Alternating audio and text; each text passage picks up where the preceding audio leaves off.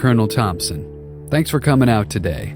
I think this is a great opportunity to give you a journey through time by sharing with you the history of aviation, starting with the beginning. Let's kick things off now with the plane that started it all, the Wright Flyer. Here it comes just over your right shoulder. This bird flew for the first time on December 17, 1903, flying a total distance that would barely have made it from one end of the cargo hold to the other inside of today's largest plane, the Antonov 225. Progress in aviation was so rapid that Louis Blériot successfully crossed the English Channel only 6 years later. Here's his plane coming from the left, the Blériot 11. The feat made for great advertising, and his plane became very popular with aviation pioneers. When World War I broke out, many of his planes were sent to scout enemy positions. With a nose-mounted machine gun that could fire safely through its propeller, the Fokker-Eindecker was the world's first purpose-built fighter aircraft. Whoa, look out!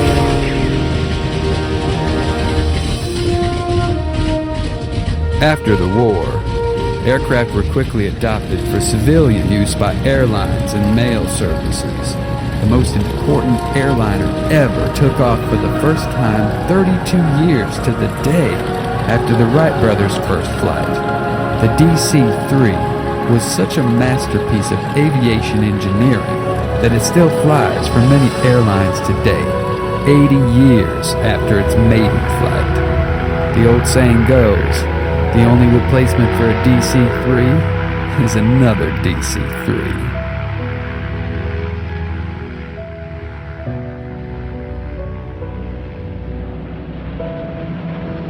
Aircraft had proved themselves devastating weapons in the First World War, but surprisingly, they did not play a decisive role in the outcome.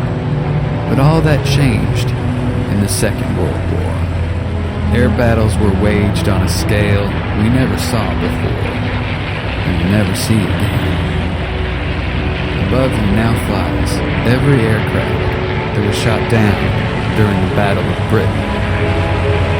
The battle raged for 3 desperate months, while the German Air Force, the Luftwaffe, attempted to pave the way for a Nazi invasion. Nearly 4,000 pilots and crew were killed or wounded.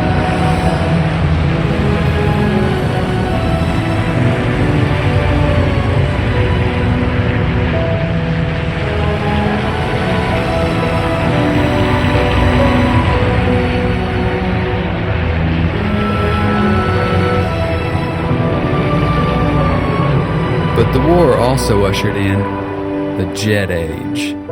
It arrived in style in 1955 when Tex Johnston famously performed a barrel roll in Boeing's new 707 commercial airliner.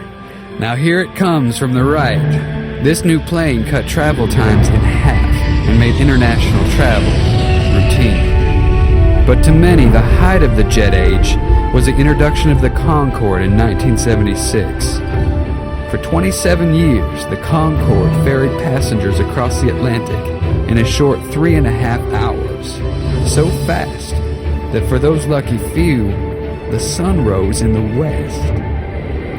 But to really understand how fast that is, you need to see it for yourself. So here it comes on your right, a high-speed pass at 1,300 miles per hour.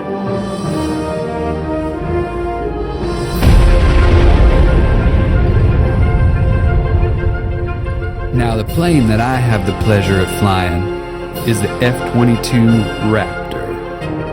Here it comes, circling from the left, with a computerized fly-by-wire system and vector thrust. This plane's maneuverability is unmatched and unbelievable.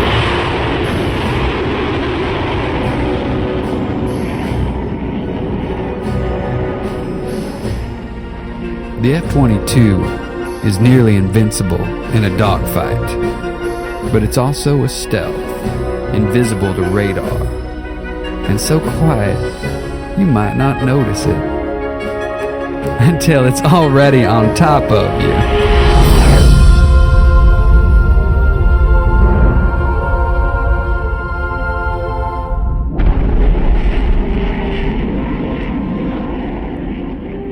Well, I think that about wraps it up for now. You've seen a rapid-fire history of aviation, from the Wright brothers' first leap to some of the fastest machines on Earth. Come back and see us again. Oh, one more thing.